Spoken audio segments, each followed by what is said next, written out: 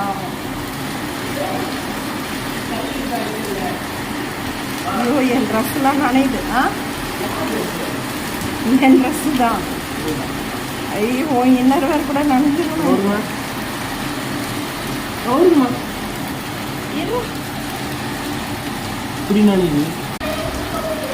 பாருங்க மக்களே, எங்கன்னா இவ்வளோ மழை வந்ததுன்னு தெரியல. இப்போ தண்ணி எவ்வளோ தண்ணி, செம்ம இடி செம்ம மழை, வேற லெவலில் பெய்யுது மழை.